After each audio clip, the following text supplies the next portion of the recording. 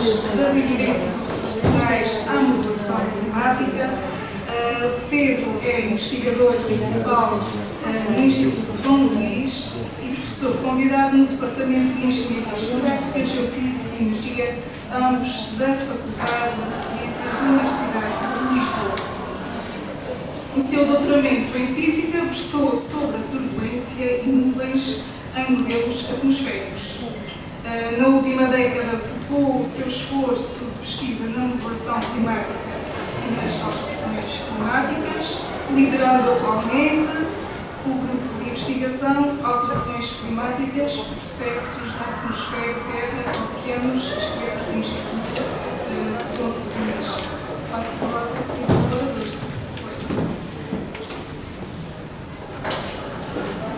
Boa tarde a todos. É um enorme prazer estar aqui hoje e convite tanto da Lisboa Nova, da Câmara Municipal, como da Áustria. Eu tenho falado em muitos contextos. Este contexto em particular é muito caro. Porquê? Porque esta informação, uma das grandes preocupações da universidade é chegar à sociedade e chegar ao setor da educação propriamente dito, aos mais jovens. E este caminho muitas vezes não é realizado.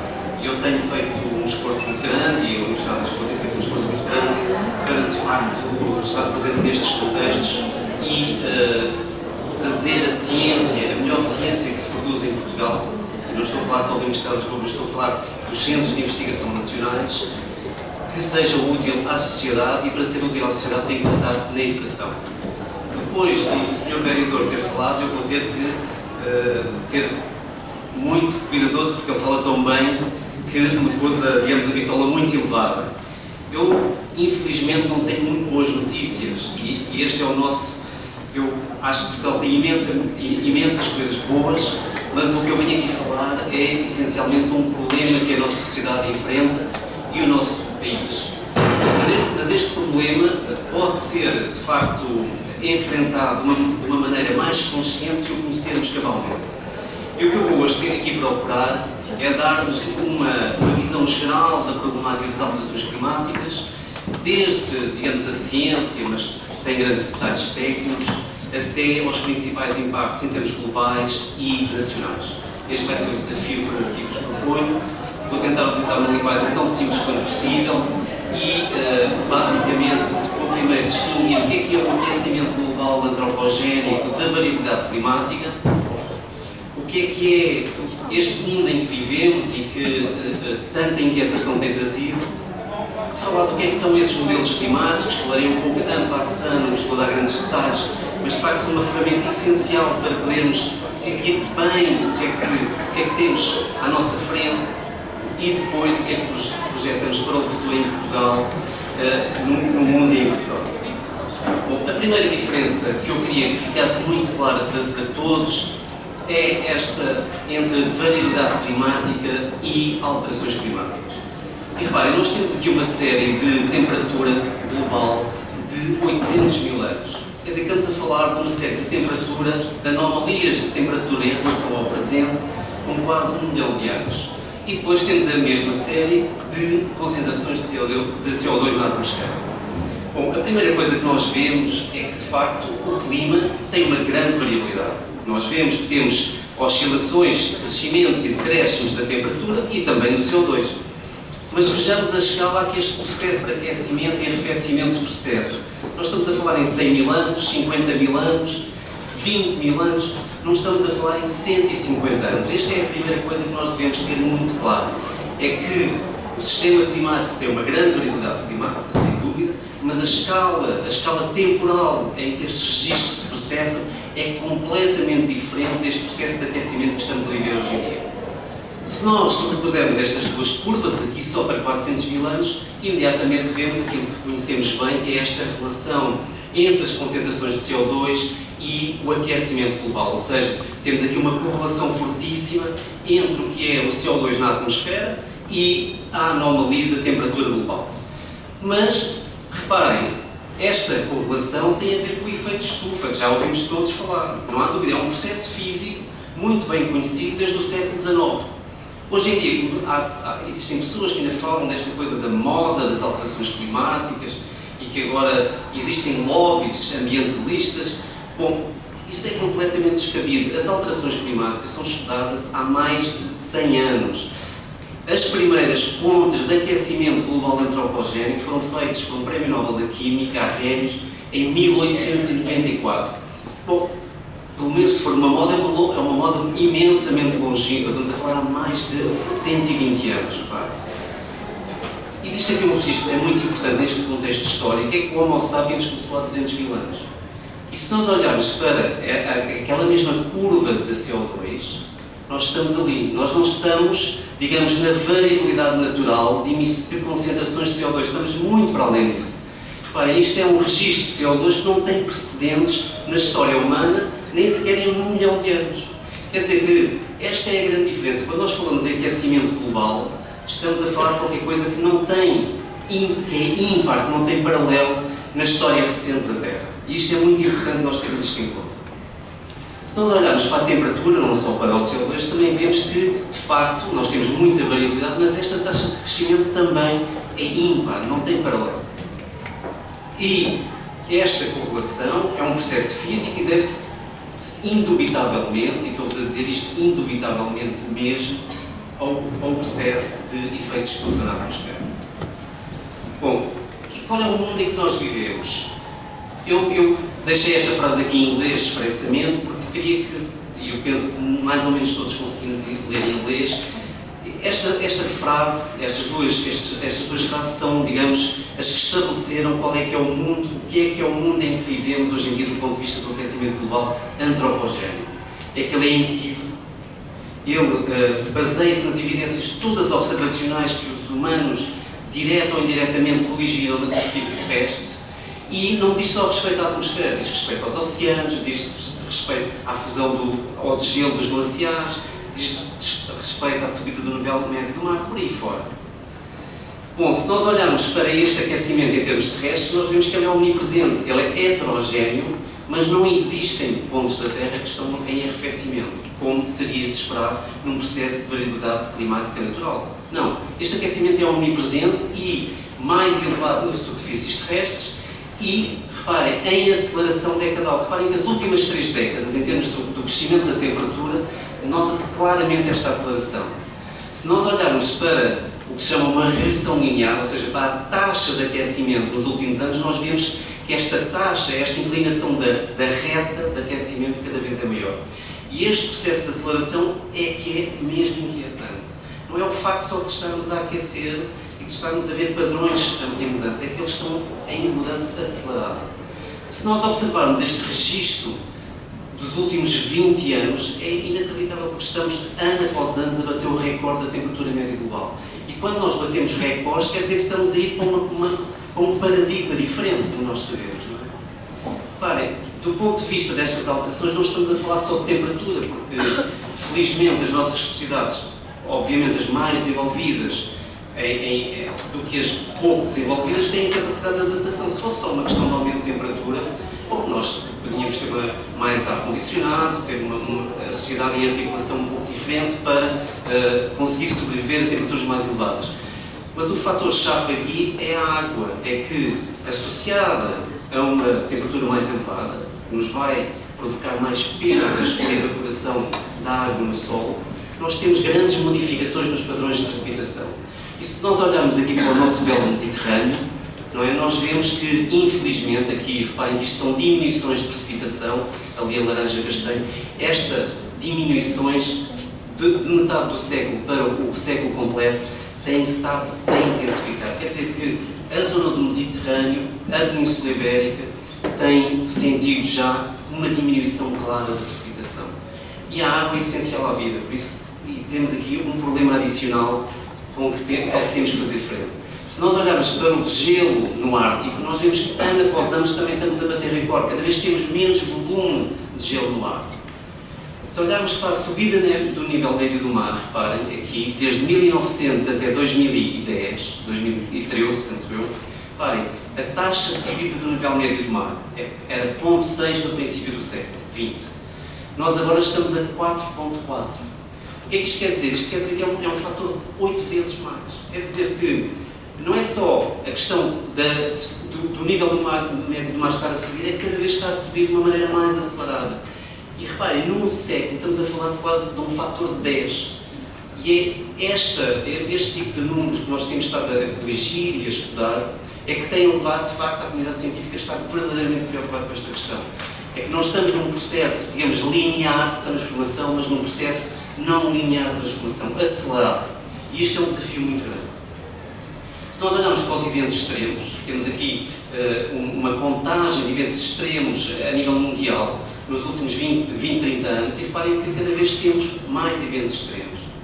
Se olharmos para uma realidade que é, talvez do meu ponto de vista, mais aflitiva, são os deslocados no mundo devido a conflitos, guerras e desastres naturais. Reparem, os números em 2015, eu não vejo bem os números, mas eu penso que eram cerca de 19 milhões devido a desastres em 2015 e 8 milhões devido a guerras e conflitos.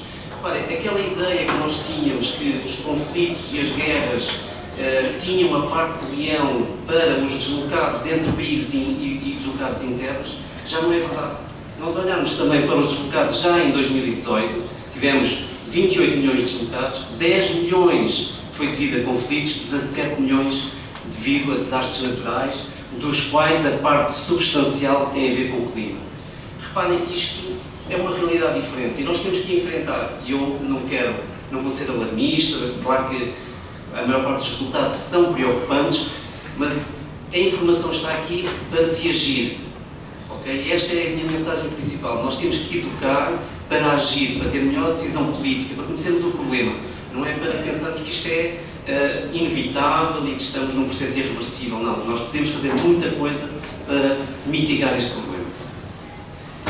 Em termos nacionais, aqui estão aquela, digamos, a panóplia de situações extremas que levaram à tomada de consciência da sociedade portuguesa relativamente ao processo de alterações climáticas. Reparem, em 2017, 2018, 2019, nós fomos assolados pela primeira vez de furacões, quase a chegarem à nossa costa, secas, os piores incêndios da nossa história.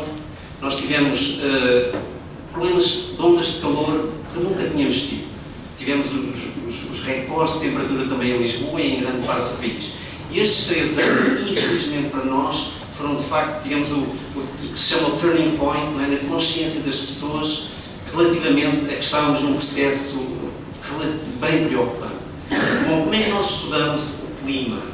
Eu acabei de mostrar resultados que têm a ver com observações, têm a ver com a capacidade observacional que é crescente na Terra, felizmente, devido aos satélites, devido, digamos, à sofisticação das tecnologias de monitorização da Terra, que são muito importantes.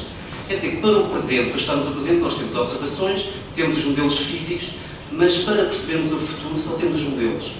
Quer dizer que na comunidade científica a nossa grande preocupação é produzir melhores modelos físico-matemáticos, melhores modelos que nos permitam perceber o sistema Terra e a sua evolução, para podermos dar informação, para se poderem fazer estudos de impacto ambiental e em todos os setores, para se tomar decisão política. Este é sempre o nosso objetivo.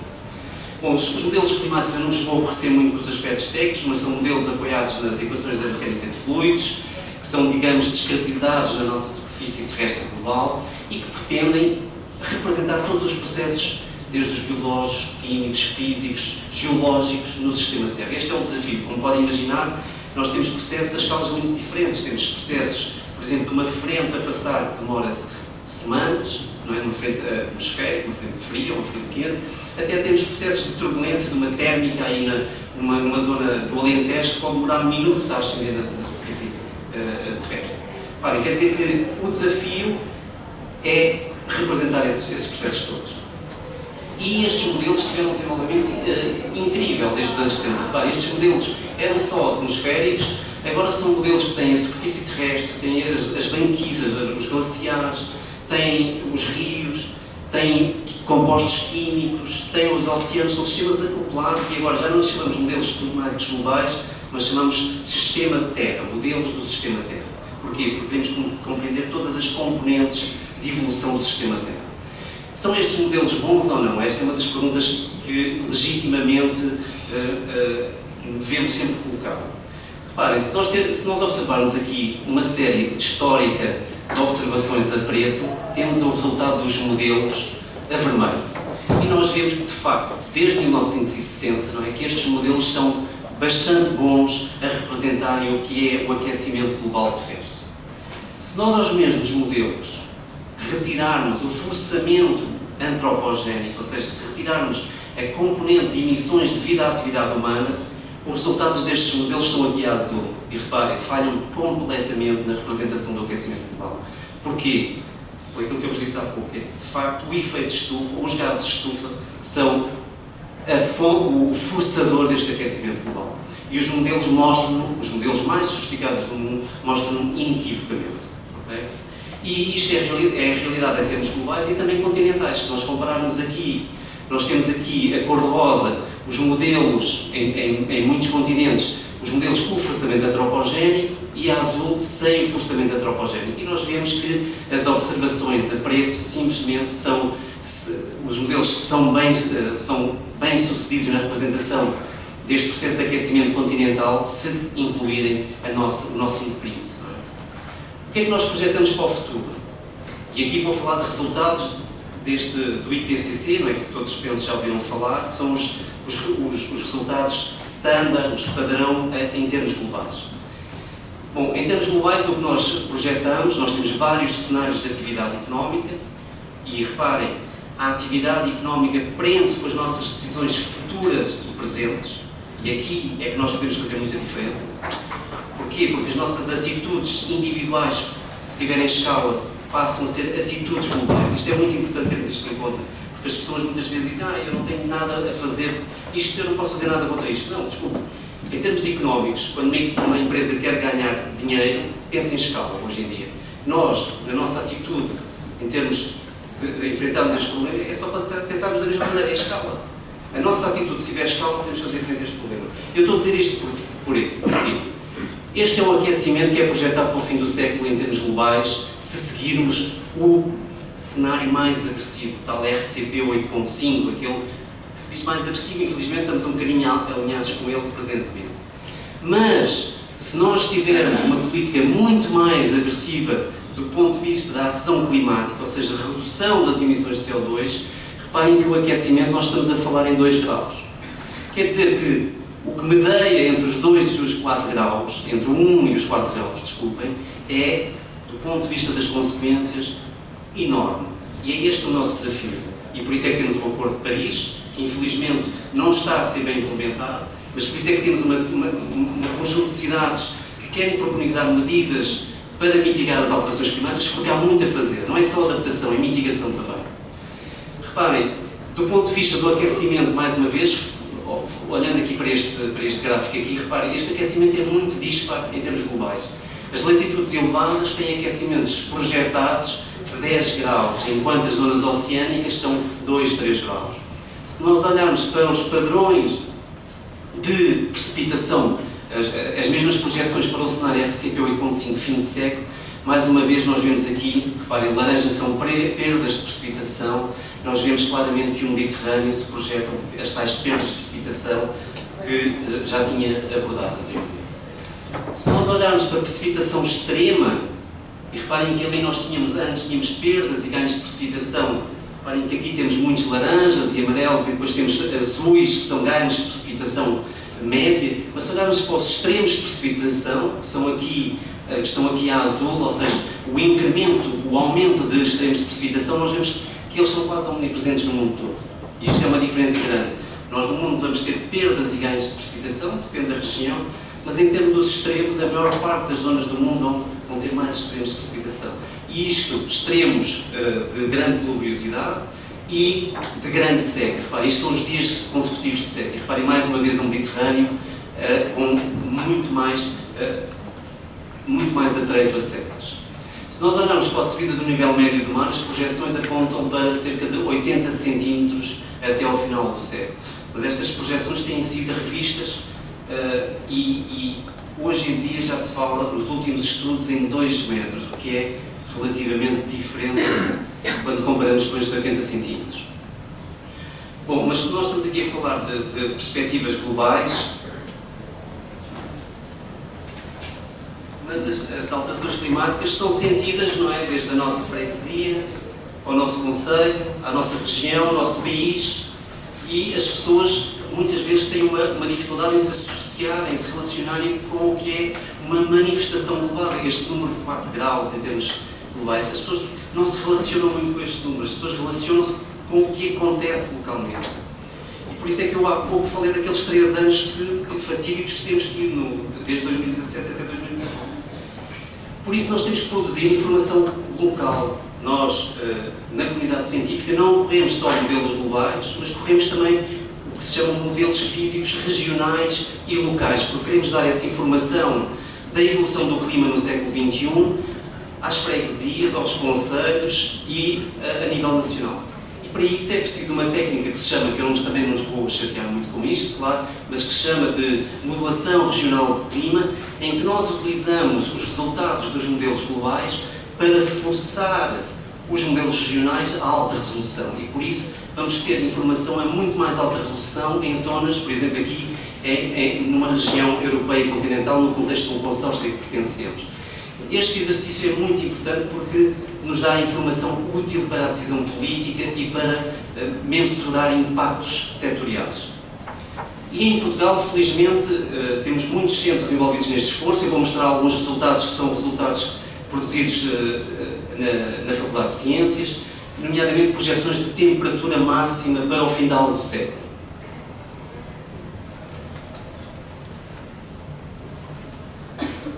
E reparem, o que é que nós temos aqui? Nós temos aqui mapeado os aumentos, e são só aumentos, infelizmente, de temperatura máxima para o nosso continente de acordo com o RCP 8.5, comparando o presente com o futuro. Quer dizer que são diferenças entre futuro menos presente. E o que nós vemos, reparem, é que nós temos, de facto, aumentos de temperatura de 3 graus no inverno, na primavera. Se nós virmos em termos anuais, temos 4 até 5 graus no nordeste transmontano. E se formos ao verão, temos aqui aumentos que ultrapassam no nordeste transmontano os 6 graus na temperatura máxima. Quer dizer que nós estamos a falar de uma realidade climática muito diferente em boa parte do nosso território.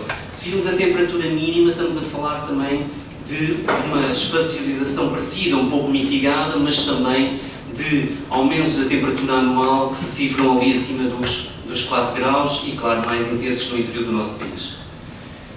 Se nós olharmos, por exemplo, para o caso paradigmático das ondas de calor, a situação é um pouco mais preocupante. Porquê? Porque as ondas de calor têm uma consequência muito direta nas doenças cardiovasculares e respiratórias, nomeadamente nos grupos mais vulneráveis. Se nós olharmos, por exemplo, às projeções de ondas de calor, reparem, aqui temos, nesta linha, temos o que se passa em termos do clima presente. Nós temos mais ou menos, nós temos menos de uma, reparem para a barra de cores, nós temos menos de uma onda de calor por ano em média em Portugal em clima presente. O que se projeta para o futuro, e reparem que as cores mudaram, aqui os números, nós projetamos cerca de até 6 ondas de calor por ano em Portugal, no interior do país. Quer dizer, estamos a falar daquela realidade que eu estava a dizer que era completamente diferente, quase uma ordem de magnitude. Se nós se falarmos da duração das ondas de calor, normalmente as ondas de calor em clima presente são 6, 7 dias, não é? O linear são 5 dias, são 6, 7 dias que vemos aqui. No futuro, as projeções apontam aqui para facilmente 15, 16 dias, uma onda de calor de 15, 16 dias. Neste momento nós não conseguimos fazer frente a esta realidade. Por último, se nós olharmos para a duração máxima das ondas de calor, nós podemos ter ondas de calor de 45 dias. Quer dizer que estamos a falar 1 mês e meio em onda de calor, quando comparamos com isto. Claro que eu espero que isto não venha a acontecer, e eu quero que isto esteja enganado, percebem? Porque eu quero que há um caminho a fazer-se do ponto de vista da mitigação. E isso é muito importante, porque nós temos que conhecer esta realidade para forçarmos, digamos assim, consciencializarmos a mitigação. Em relação à precipitação, e Portugal, infelizmente, é um país que tem muitas dificuldades do ponto de vista hídrico. Reparem, nós temos aqui o que é a nossa precipitação anual presente e aqui o que vamos ter no futuro. E isto é a diferença em percentagem comparando o presente, o futuro com o presente. E o que nós temos aqui um gradiente norte-sul, não é? Temos menos perdas de precipitação no norte e perdas mais acentuadas no sul, que é onde temos mais problemas de abastecimento de água e problemas também agroflorestais do ponto de vista do recurso hídrico. E reparem, nós estamos a projetar para o Algarve perdas de 20%, 25%. Se nós virmos isto à escala sazonal, ainda é mais preocupante. Porquê? Porque as nossas culturas, a nossa floresta precisa de precipitação na primavera. E o que nós estamos aqui a ver é que no inverno nós não temos assim grandes decréscimos de precipitação, só temos no sul, que são 10%, que ainda é muito relevante, mas na primavera, que é crucial para a agricultura, para os ecossistemas e para as florestas, obviamente, não querendo fazer esta divisão tão clara, nós temos perdas de precipitação de menos 20% no sul de Portugal. No verão, claro que esta perda de precipitação é muito mais acentuada, mas temos pouca precipitação no verão, por isso a diferença relativa não é muito significativa. E depois no outono, temos também um outono bastante mais seco, quer dizer que lá, estamos com o quê? Temos aquecimento, temos um verão mais alargado do ponto de vista de temperaturas, do ponto de vista da ocorrência de extremos e do ponto de vista da água. E isto é uma coisa que é um aspecto muito relevante. Bom, se virmos também os dias em que precipita, os dias de chuva, também vemos que, reparem, mais uma vez, temos diminuições muito claras, menos 20%, menos 30% do número de dias em que temos chuva. Do ponto de vista da precipitação extrema, e aqui estamos a falar de, por exemplo, olhemos só para este mapa para nos aborrecer muito, reparem, do porcento mais chuvoso que nós temos em termos nacionais. O que nós vemos é que, infelizmente, também se projetam em todo o país um aumento da precipitação extrema de 10%, 20%, 30% e até de 50% ali no sul. Pronto, este é o contexto. Se nós temos mais calor, se temos mais temperatura, temos mais evaporação, se temos menos precipitação, temos menos disponibilidade de água, são dois fatores negativos na disponibilidade de água no solo, e depois, se temos menos dias de chuva, temos menos infiltração, se temos mais extremos, temos mais escoamento e mais inundações. Quer dizer que tudo isto é um desafio muito grande para os recursos hídricos. Bom, eu vou passar este plot à frente. Reparem, em termos do nível médio do mar, temos aqui subida do nível médio do mar para dois ecossistemas emblemáticos nacionais, a Ria de Aveiro e o Estuário do Tejo. E o que nós vemos é que, de facto, para probabilidades digamos, da cauda de 3%, nós temos zonas muito importantes que serão inundadas se estas projeções de subida do nível médio do mar se efetivarem. Pessoas afetadas, também fizemos esse censo. Repara, estamos a falar em termos nacionais e de acordo com o censo de 2011, cerca de 62 mil casas afetadas e cerca de 80 mil pessoas que terão que ser deslocadas. Pronto, isto, se o pior cenário está a tal cauda dos 2% de probabilidade de acontecer. E infelizmente isto está a ser revisto sempre em alta. Bom, mas não falemos só dos problemas, nós temos que ter soluções. E uma das soluções, já aqui foi falada muito bem, é as energias renováveis. Nós temos que intensificar a instalação de energias renováveis. Mas para intensificarmos essas mesmas a nossa capacity building, não é? Nós temos que saber onde. E para isso temos que perceber como é que as energias renováveis vão evoluir. E nós fizemos esse exercício também. E reparem, nós temos aqui como é que não só a temperatura, a precipitação vai evoluir no século XXI, mas como é que o recurso no onshore, lembrem-se do projeto Windfloat que temos na costa, que é bastante emblemático do ponto de vista tecnológico para aproveitar o recurso do vento no nosso mar, e nós aqui temos aqui uma visão de como é que este recurso vai evoluir no futuro.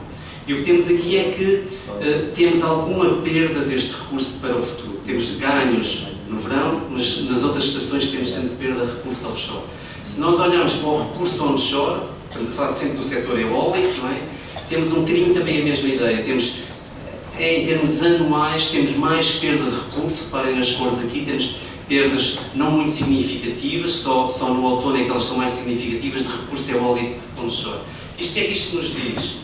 Bom, se calhar a eólica é já uma tecnologia madura e está em plena exploração em Portugal, se calhar no futuro não devemos tanto investir em eólica, porque este recurso vai ser mais escasso em Portugal. E para já, por causa do impacto dos ecossistemas, das populações, tudo isso. Mas se olharmos para o solar, felizmente a visão é completamente diferente. E o solar, bom, Portugal é o país que tem mais, com alta, mais sol da Europa, e continuamos na cauda do que é a instalação solar. E se nós virmos, felizmente o nosso recurso solar vai aumentar, repare. Não é um aumento muito expressivo, mas é um aumento. Quer dizer, o nosso recurso em todas as estações, ligeiramente só no norte, no extremo norte é que pode haver algumas perdas, mas em termos anuais nós vamos ter ganho de recurso solar. Por isso temos aqui também esta capacidade de dizer é um bom investimento, o recurso solar não vai mudar negativamente, mas positivamente. Bom, falar-vos só do que é o futuro próximo. Eu falei-vos aqui do que é o contexto atual e o que é que nós vamos fazer na ciência que está ao vosso dispor como educadores e como professores nas escolas secundárias, nas escolas básicas, o que seja. Nós estamos agora a entrar num novo exercício de modelação com o novo IPCC. Já realizámos as simulações globais na Universidade de Lisboa para esse mesmo exercício do IPCC e temos aqui já uma comparação desses mesmos modelos em relação às observações. Reparem, nós temos ali SMIP5 e SMIP6, que são a pool anterior do SMIP5 e os novos modelos do SMIP6, e reparem que os modelos são muito bons a representarem o clima presente. O que é que eles nos mostram já para o futuro? E isto são resultados que têm semanas. O que é que eles nos mostram para o futuro? Reparem, isto são os resultados dos novos modelos e temos ali também a DEST, não falo em inglês, mas ali a tracejada, desculpa, a nossa simulação, feita também aqui em Portugal, e a linha cheia, a média dos modelos todos globais. 5 minutos ótimos, já estou quase a acabar. E o que é que nós vemos? Temos aqui 3 cenários muito diferentes, e é esta realidade que nós temos que enfrentar do ponto de vista de mitigação. Temos o cenário mais agressivo, o RCP 8.5, depois o RCP 4.5 e o RCP 2.6, aquele que eu referia há pouco. Reparem, este caminho é gigante do ponto de vista do que é o nosso espaço para mitigar o que é o aquecimento global e as suas implicações. Há aqui uma pequena má notícia, é que os modelos de nova geração, não é? Eles, em vez de projetarem os tais 4 graus que eu falei há pouco do exercício anterior do IPCC, estão a projetar 5 graus de aquecimento global. Pronto, isto está-se a estudar na comunidade científica o porquê. E, paradoxalmente, um dos contributos parece que tem a ver com a descida de aerossóis, porque nos últimos anos nós temos emitido menos aerossóis porque temos indústrias menos poluentes e, do ponto de vista do balanço radiativo na superfície terrestre, parece que há um impacto substancial e que, neste caso, vai propiciar um aquecimento mais intenso. Vamos ver, estamos a estudar isso. O que é que vamos fazer em Portugal ainda, para além de termos a escala global? Vamos fazer um conjunto de simulações novas a 10 km, da ordem dos 10, 12 km para Portugal, para fazermos os novos estudos de impacto em Portugal, que vão estar também ao dispor da sociedade portuguesa como um todo. Vamos fazer pela primeira vez simulações para as freguesias, ou seja, estamos a falar em resoluções de 2, 3 km, que nunca foram feitas e que são tudo em consórcios internacionais. E vejam só aqui, por exemplo, um exemplo do que é observar a precipitação num modelo global a uma resolução de 100 km, a um modelo regional a 15 km, isto nos Alpes, e a 3 km. Vejam o detalhe que nós ganhamos do ponto de vista do estudo do sistema, neste caso da árvore. E, por outro lado, estamos a intensificar um conjunto de iniciativas com a APA, com o IPMA, consórcios internacionais, com a Lisboa é Nova também. Ainda ontem estive a falar com a Lisboa é Nova sobre isto para a cidade de Lisboa, impactos setoriais. E nós temos que ir ao fundo desta questão, temos que ir à economia. Nós temos que fazer os impactos setoriais nos ecossistemas, na biodiversidade, na água, na energia, agricultura, florestas, zonas costeiras, turismo, e para convencermos as pessoas, falar de custos e benefícios da ação política. Porque senão as pessoas não são convencidas. Nós temos que chegar a fazer aqui as contas, porque é uma decisão e outra. E aqui queria acabar só com uma nota que tem a ver precisamente com o Encontro Nacional de Alterações Climáticas que o Sr. Diretor mencionou anteriormente. Nós podemos ter muitas opiniões pessoais e podemos ter também estudos científicos que são controversos, que estão em oposição relativamente às soluções de futuro. Mas se nós as estudarmos de uma maneira coerente e até aos custos e benefícios do ponto de vista da sociedade, não podemos ter ideias divergentes. Temos que ter números e esses números não podem ser divergentes. Têm que ser bem feitos, obviamente com o conhecimento científico atual, mas eles têm que chegar ao que é o impacto da sociedade. E só aí é que um investigador pode dizer isto é a mesma solução. E eu aí tenho uma visão que defende muito este tipo de esforços, que é chegar desde as ciências climáticas até aos setores, à economia, e tudo isto só vai ter efeito se conseguirmos uma educação, se conseguirmos educar as pessoas relativamente a esta realidade e ao que podemos fazer no futuro. Muito obrigado.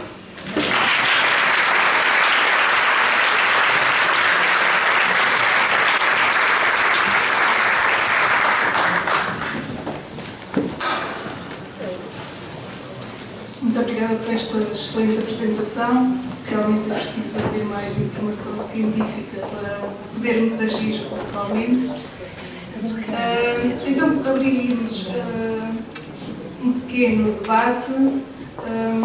Apelava à vossa capacidade de síntese nas questões que vem aqui a fazer o nosso orador e que indicassem, em primeiro lugar, o nome. Portanto, temos 2 microfones. Primeira questão, temos aqui.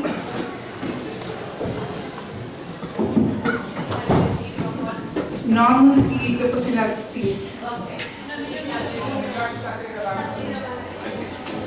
Ok, Patrícia Aldaí, da Escola Secundária de Mafra, José Saramago. Uma questão. Eu organizo, portanto, secundário de geografia, professora de geografia. Eu digo-lhes sempre aumento do efeito estufa. Mas não pensarem que o efeito estufa é o bicho-papão, como um bicho-papão, aliás. Outra questão. O metano. Ponto de interrogação. Quer que eu responda já? Posso responder ou vamos corrigir algumas perguntas? Posso responder já? Sim. Mais 2? Ok, muito bem. Próxima. Vai ser aqui. Olá,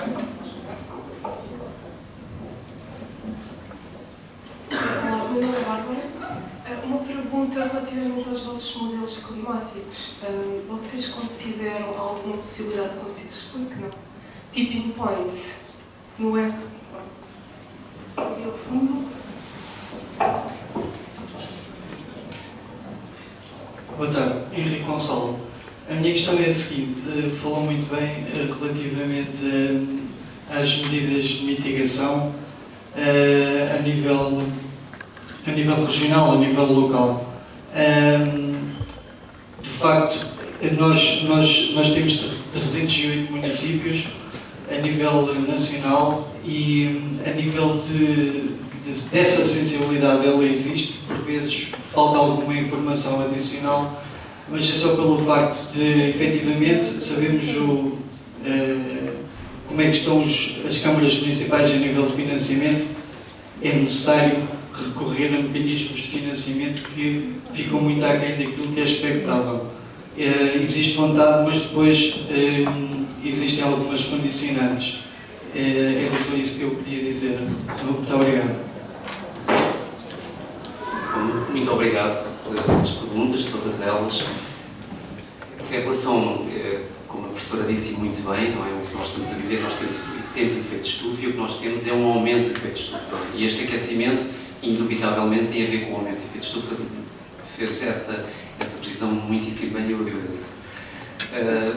Relativamente à questão do metano, o metano é uma parte substancial dos gases de estufa, é um gás de estufa mais poderoso que o CO2, mas as concentrações são bastante menores do que o CO2 e por isso é que normalmente se fala muito do CO2.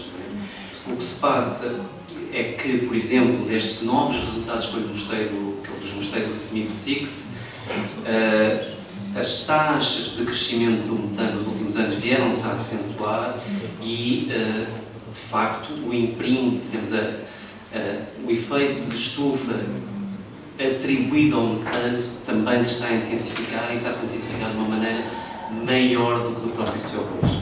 Agora, o seu efeito acumulado continua a ser bastante menor do que o CO2, mas o metano é uma variável muito importante, um combustível muito importante para esta equação, sem dúvida.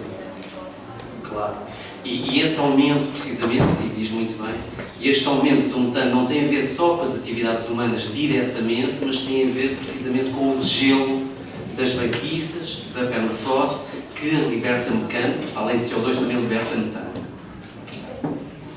Relativamente à questão dos modelos, não é? Já no Special Report do ano passado, houve um Special Report relativamente, por causa do Acordo de Paris, de mantermos o aquecimento global até 1,52 graus, existia um conjunto de exercício de modelação com estes mesmos modelos climáticos da geração anterior para perceber como é que os tipping points, digamos, como é que o sistema terrestre é forçado por esses tipping points. E os resultados não são digamos, há muita gente que acha que podemos ter uma coisa catastrofista e temos um tipping point em que as coisas se vão alterar profundamente. Os resultados não apontam para alterações, digamos, fora desta lógica acelerada. Não é? Nós não temos uma lógica linear, mas acelerada de transformação. Mas relativamente a questões como o rompimento de certas circulações oceânicas, esse tipo de coisas, os modelos não apontam para aí, por enquanto. Estabilidade também. E agora, em relação com... Em Portugal, nós, e eu aqui, quando falei de soluções de energia renováveis, Portugal é dos países mais avançados do ponto de vista das energias renováveis. Não é? Eu só queria fazer aí um pequeno esclarecimento. Não no solar, infelizmente, nós temos muita hídrica, que é uma energia renovável com impactos nos ecossistemas muito grandes e que eu penso que não devia ser desenvolvido em grande medida, mas pronto, esse é uma opinião que eu digo que é pessoal. Mas do ponto de vista do solar, obviamente que nós temos aí muito que fazer. Estou a falar porquê? Porque do ponto de vista da atitude das nossas câmaras municipais, nós temos atitudes muito dispares. Nós temos conselhos que são claramente vanguardistas a nível europeu do ponto de vista da ação climática. Eu diria, por exemplo, Olé, Lisboa, e por isso é que Lisboa ganhou este prémio este galardão de Lisboa 2020, Capital Verde, justificadamente porque teve uma visão de cidade diferente. Mas nós temos uma realidade de conselhos muito diferente. Mas nós temos já planos planos de adaptação local às adaptações climáticas. Eu penso que em 26 conselhos, penso eu, não quero ser errado. Jamais agora, então eu posso talvez mais, sim. O ponto de vista do financiamento, estava-me a perguntar do financiamento. Diga, eu ouço. Isto é assim mesmo, numa comunidade intermunicipal existem municípios contíguos, como estava a dizer. Como estava a dizer, numa comunidade intermunicipal, por exemplo, existem municípios contíguos cujas vulnerabilidades são completamente diferentes. Ou pela questão do déficit hídrico, ou porque um conceito foi mais afetado pelos incêndios florestais. Portanto, tudo isso influencia.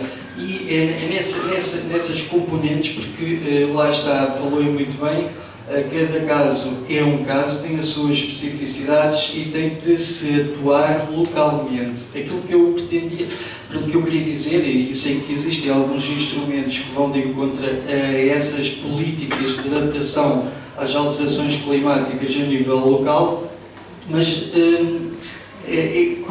como eu disse, é necessário investimento e, em muitos casos, um grande investimento que os próprios municípios têm dificuldade em suportar.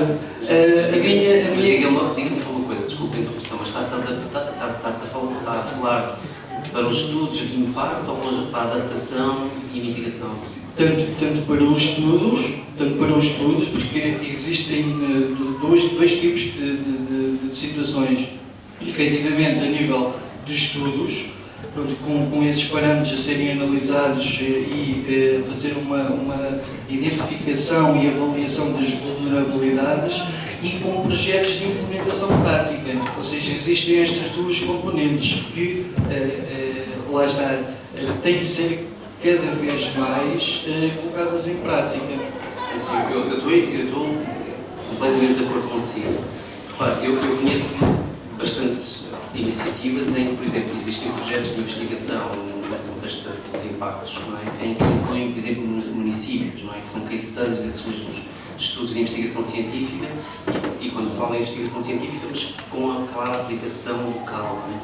E depois também há muitos municípios que têm participado em projetos europeus, por exemplo.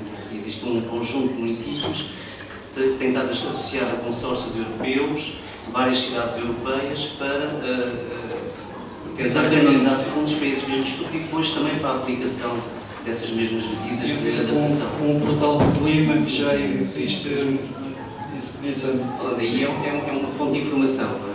Eu peço desculpa, sei que já tomei muito. Vamos passar a mais. Muito obrigada. Mais 3 questões. Temos aqui uma senhora de azul, aqui à frente e aqui do lado esquerdo também. Muito obrigada pela apresentação brilhante. Queria pôr três questões para tentar ser o mais breve possível. Em relação à solução das energias renováveis solares, nós temos o problema do lítio e do espaço de tempo de uma bateria, por exemplo, no carro. Os carros vão passar a ser descartáveis no espaço de 5 anos. Temos aqui um problema grave. Em hipótese que dialoguemos, não se importa que dialoguemos, eu posso dizer já. Quando nós falamos em solar, estamos a falar de silício e não de lítio, não é? Quer dizer que nós estamos a falar, quando eu defendo a instalação enorme de solar, o que é que eu quero? Eu não quero a ocupação do território. O que eu preconizo é que, se nós vimos as coberturas de todo o edificado plano que temos nas cidades portuguesas, se nós convertêssemos boa parte, uma boa porcentagem dessas coberturas em solar com silício, não no lítio, tínhamos um grande problema resolvido. É isso que nós temos que fazer. Do ponto de vista do lítio, falando de carros elétricos, que eu penso onde iria, não é? Eu acompanho muito o que o Francisco disse há pouco na abertura. Nós temos que ter um padrão de consumo diferente. Nós não podemos ter todos carros. Eu, quando falo de energias renováveis e eu não falei, mas obviamente que falo de uma mobilidade diferente, acho que nós não temos que ter todos os carros. Eu não quero ter carro no futuro. Infelizmente tenho e às vezes preciso dele, mas eu não quero. Eu quero é que haja mais car sharing, não é? Desculpem o jargão inglês, mas partilha de carros. Nós temos que ter uma cidade com partilha de carros. Nós temos que ter mobilidade elétrica, bicicletas, trotinetes, ou seja, transportes públicos elétricos, alimentados a energias renováveis, não é? Sem baterias, não é? Porque a mobilidade elétrica em transporte público pode ser sem baterias e não temos o problema do lítio. Nós não podemos ter o mesmo tipo de padrão de consumo em termos de todos temos que ter um BMW Mercedes à porta. Desculpa, não é isso tem que mudar, não é? Sendo assim muito simplista, nós temos que ter menos carros, nós não temos tantos carros. Nós temos que ter partilha de carros, transportes, ferrovia e assim já não temos o problema do lítio.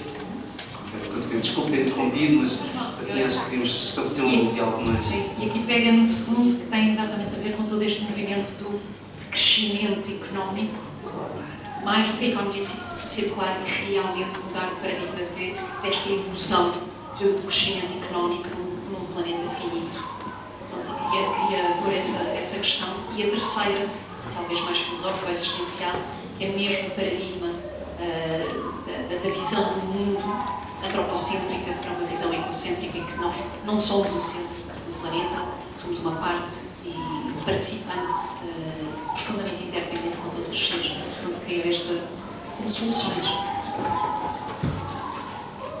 Eu vou-me permitir, eu acho que estas duas perguntas são muito interessantes e eu começaria pela questão Bom, de facto, o nosso consumo não pode ter este padrão de crescimento, obviamente. Nós temos que ter um consumo muito mais responsável, mas não é só responsável por causa do pobre do ambiente e das alterações climáticas, não é uma questão de justiça. E eu digo as duas perguntas que fez. Eu, quando olho para a questão da sustentabilidade, e hoje em dia falamos todos muito de sustentabilidade, às vezes cansa-me um pouco, confesso, não é? Porque parece-me uma questão de conseguirmos ter uma economia, termos uma sociedade que se articule bem com o ambiente e que defenda o ambiente, que não o prejudique, que não cause danos ambientais, parece-me um princípio básico de justiça.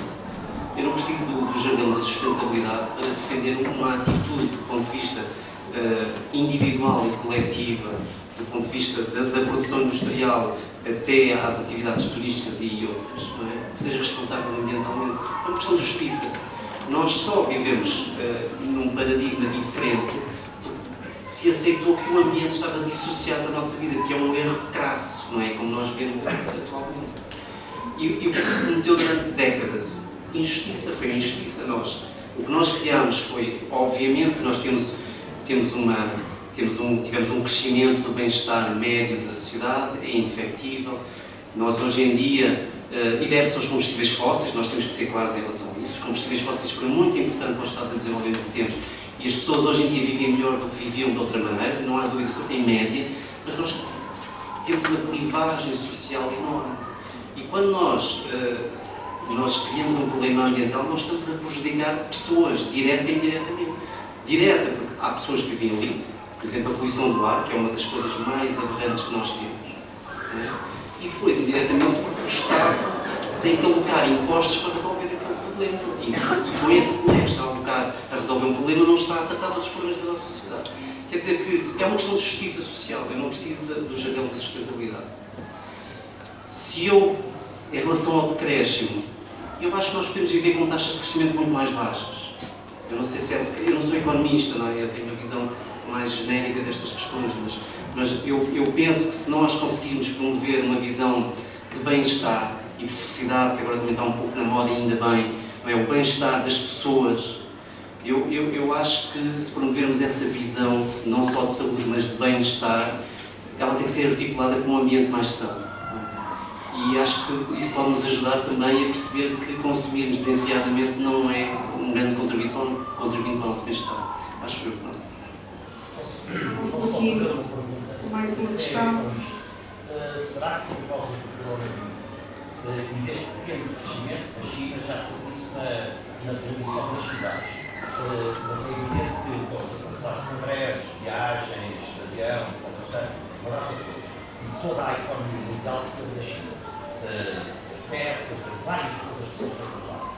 Será que haverá uma esperançazinha de perceber que, havendo um bocado de crescimento, que se pode alterar esta tendência para a subida que temos tido?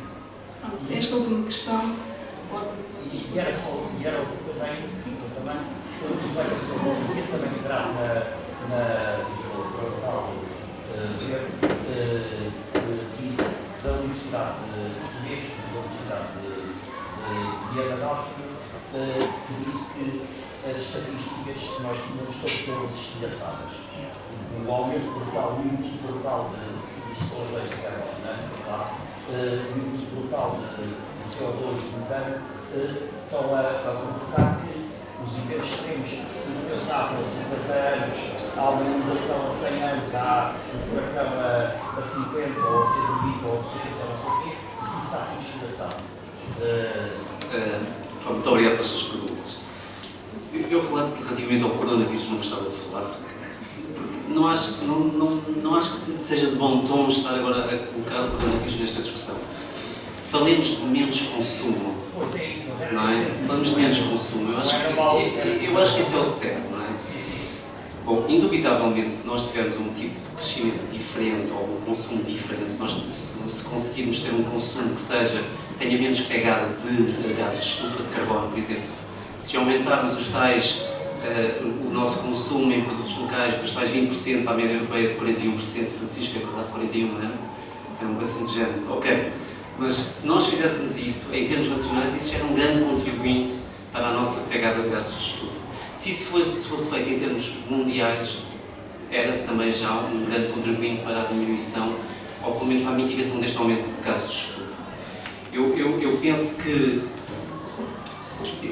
temos de ter cuidado, não é? Eu percebo o seu exemplo, mas eu acho que às vezes depois isso faz ricochete, esse tipo de ligações. E desculpe-me dizer assim francamente, não é? Eu penso. Claro, por último, só relativamente aos extremos, eu não quis mostrar aqui muitos extremos, porque eu não quero ser alarmista, não é? De facto, as projeções para os extremos, nomeadamente ficou inundações, se nós observarmos as projeções, nós temos, por exemplo, o que é o tempo de retorno de uma inundação em 100 anos, em algumas partes do mundo, por exemplo, na Índia, em Mumbai, ou na Índia,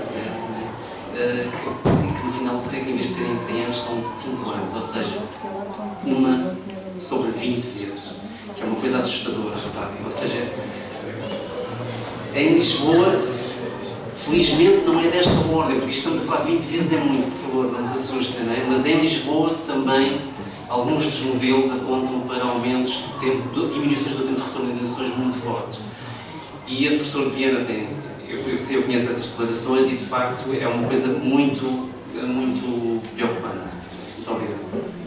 E só mais uma questão e terminamos esta excelente conversa que vai vir no festival. Ok, e as intervenções são excelentes porque nós uma grande consciência cívica e uma grande preocupação.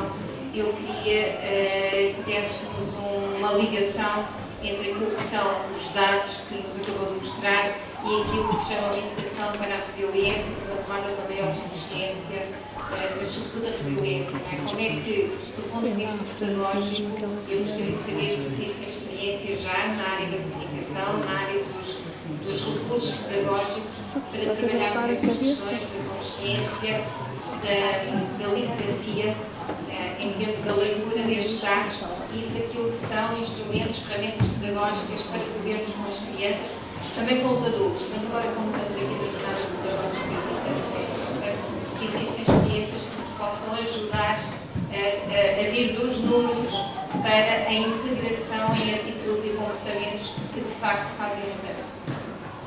Muito obrigado. E a sua pergunta também é muito importante, claro. Eu fiz anteontem fiz uma pesquisa de artigos nas ciências sociais ligadas a alterações climáticas. E o plot era assim mais ou menos exponencial. Quer dizer que o conjunto de trabalho que está a ser realizado nas ciências da educação e ciências sociais, desculpa, tive uma imprecisão, é gigante, de um para 100 em poucos anos. Quer dizer que existe um conjunto, um esforço na comunidade científica ligada a estas áreas sem precedentes e que está muito preocupada com estas questões. Em Portugal, focando em Portugal, eu penso que nós não temos ainda uma capacidade de enfrentar este problema concertadamente. Eu sou convidado a falar muitas vezes, os meus colegas, alguns colegas também, e sempre podemos, estamos aqui. Mas eu já tive algumas conversas, por exemplo, com a direção da nossa universidade, em particular, em que tem que haver uma articulação muito mais próxima e efetiva entre o material científico produzido no contexto nacional e mundial e, digamos, e os professores das escolas e os alunos, para que esta ligação seja permanente, persistente e permita gizar depois de ferramentas de educação mais eficientes. Eu acho que estamos longe de ter, digamos, uma estratégia para isso. Deixem-me só dizer uma coisa que é muito importante também. Se nós observarmos, por exemplo, em termos da nossa sociedade, que é consciência relativamente a este problema, e o Francisco falou sobre isto, em 3 anos nós mudamos, em Portugal muda tudo radicalmente no nosso saber, é? Temos 25 de abril, em 40 anos mudámos imenso. Não é? Nós somos sempre obrigados a mudar tudo muito depressa. E nós, em 3 anos, a nossa sociedade e a sua percepção deste problema mudou do dia para a noite. Falta, precisamente, agora termos uma estratégia mais articulada para que as novas gerações que estão agora nas nossas escolas tenham esta informação destilada, possa ser apreendida e que, à medida do seu crescimento e da sua atitude individual e coletiva, possa fazer diferença. Muito obrigada pela sua explicação, pelas respostas que nos deu e esta importância de então termos esta informação dos novos modelos climáticos em termos regionais. Vamos continuar esta excelente conversa no coffee break, na pausa. Temos aqui no auditório um pequeno lanche. Muito obrigada a todos e uma salva de palmas.